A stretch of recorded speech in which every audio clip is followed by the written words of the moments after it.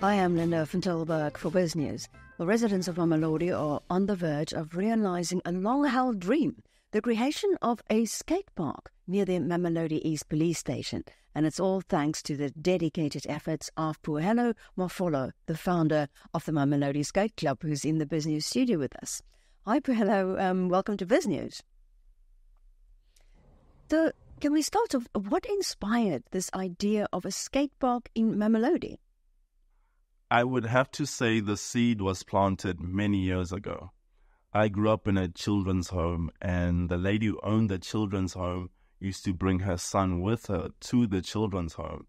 And him and I sort of became friends, and he used to skate. So then he introduced me to skateboarding, gave me his old skateboard, and it was such a great thing for me to do. It was an outlet, for my problems. Here's a kid living in a room full of 20 other kids, and he gets to go skate every afternoon with his friend. So it was a great escape for me. Can you share your personal journey from living in a children's home to who you are today? So I was born in Dobsonville. Early childhood memory would be in Snake Park. I lived there with my grandmother. I never knew my father. I know of my mother, but I don't personally know her. I have memories of her when I was younger, but not the most loving person, if you will. I don't even think I remember my mom hugging me or anything like that. But I stayed with my grandmother from when I was 4 until I think 6 years old.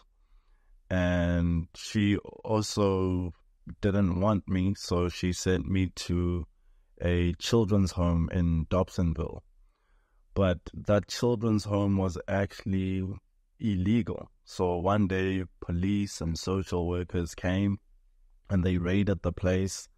And the children that were there, most of them, they could locate their family members, whether it was a granny or an aunt or something, and they wanted them.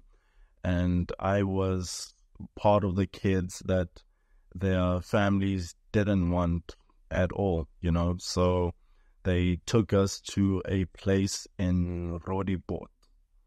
Well, many kids in the township have challenges and, they have temptations like drugs, petty theft and gangs. So how did you avoid all that? You probably know this, Linda, but when you turn 18, you have to leave a children's home, and I did not know what I was going to do. I only had a scholarship to go study drama here in Pretoria, and I grabbed that opportunity. I really did, and I came to study drama. When I finished studying, I went into modeling.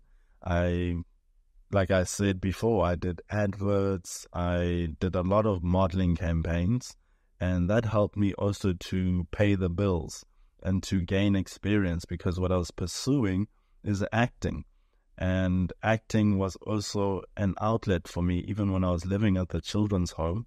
That's where I started. There was a lady who came and asked each of the children, what would they like to be when they grow up? And I said, I would like to be an actor. A few weeks later, she came and fetched me, and she took me to my first drama lesson. What was inspiring about this drama lesson, it wasn't just acting, it was speech and drama. And I was taught by Katie Miller. She used to be a lecturer at Wits. So I had the best teacher in South Africa, if you will. Most people always say to me, I come from an Ivy League school or something like that. I don't come from a fancy school. I just had good teachers around me. And I think acting for me was also an escape, because I could pretend to be someone else on a Wednesday when I went to drama classes. I could pretend to be something else, somebody else who didn't have my background, you know. I think when you come from a background that I come from, you are constantly trying to escape. And I think that's why most young people fall victim to drugs or bad influence, because you're escaping. That's why you're doing the drugs. That's why you're stealing. You're becoming somebody else.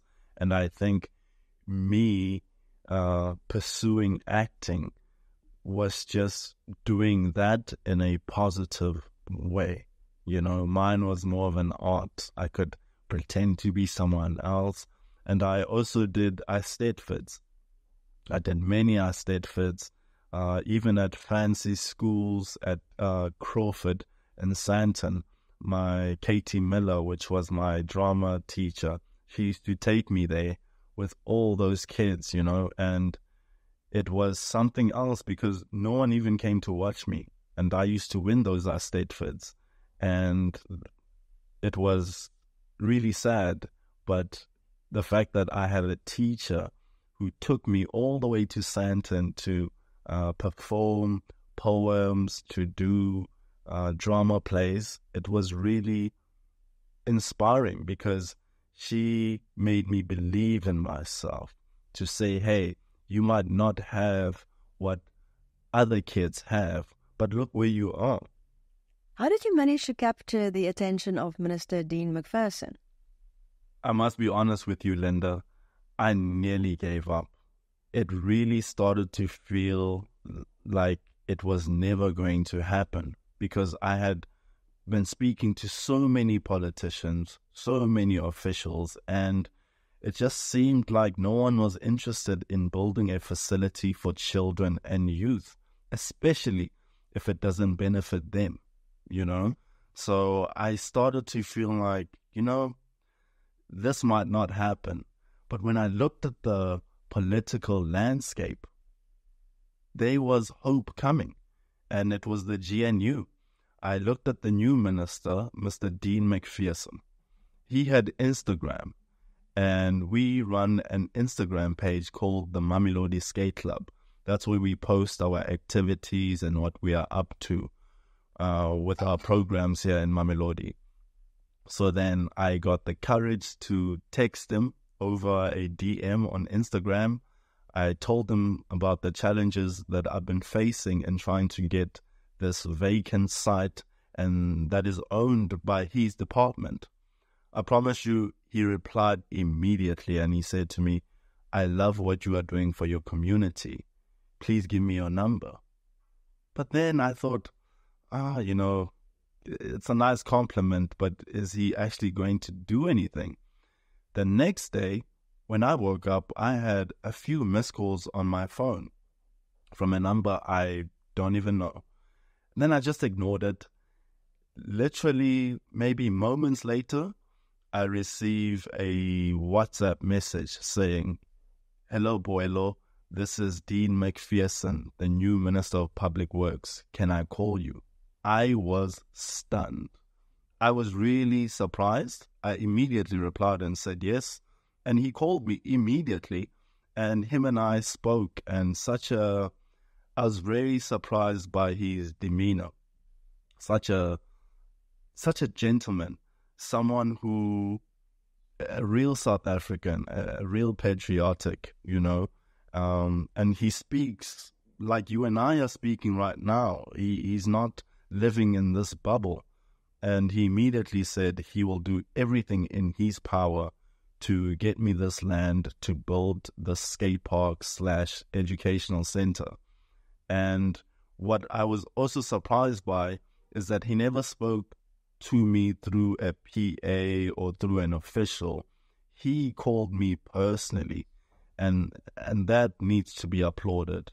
Were you surprised by his response? Politicians often seem out of reach for most people. Yes, I was very surprised by his response.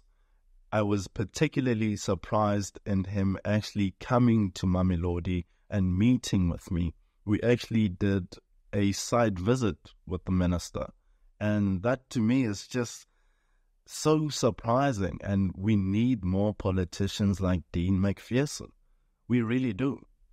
So how do you think something like a skate park would contribute to development in the community? So the concept for Edgy Park is that Edgy Park will be a multi-purpose facility. We are going to have a skate park. We are going to have volleyball. We are going to have a tennis court. And around it, we are going to build educational facilities. For instance, we are going to have a computer lab. We are also going to have classes that can be used for after-school programs, helping kids with homework after school, even for exams. They can come and study there. They can use those classrooms as study hubs during exams. And I think a facility like this will play such an important role in youth development, because it also creates a safe space where you can come and study, where you can come and hone your skill.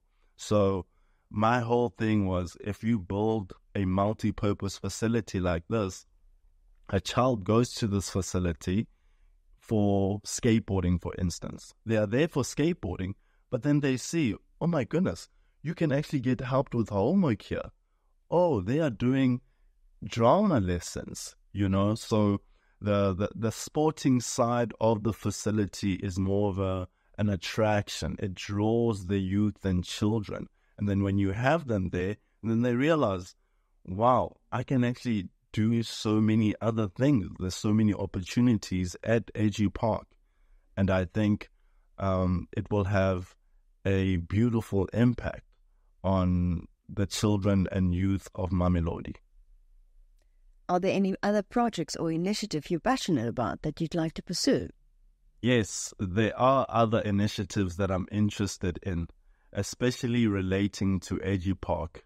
The skate club used to run an agricultural program, and how it worked is skateboarding is such an expensive thing to do. Buying skateboarding equipment is really expensive. So it makes it an exclusive thing, and we want to make it more inclusive.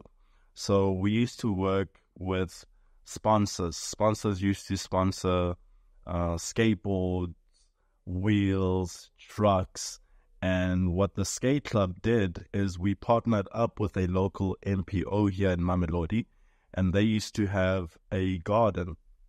So what we did is, instead of giving children and youth just free skateboards, I just don't like that concept of just giving people free things. I think it's a bad culture to have. So the idea that I came up with is that you could volunteer in the garden. So you get a piece of paper and you write your name, your surname, and then you write the amount of hours that you spent in the garden learning how to grow organic vegetables or just cleaning up. And you could choose what time you wanted to come, what time you wanted to leave. And at the end of every month, I would look at the list of the participants who came and volunteered in the garden, and I would add up the time. And if you had enough time, you've spent enough time volunteering in the garden, then you get a free skateboard, you get a free wheels. And I tell you, doing it like that, it also inspired the young generation to be interested in farming, in growing organic vegetables. And that's going to be a big component in Edgy Park agriculture. We want to inspire the next farmers. We need that, especially when it comes to food security. Young people need to get involved. It is our future. It is really our future. And I am definitely going to be implementing this program that we've already ran, but now we get to do it on a bigger scale. Thank you to the Minister of Public Works.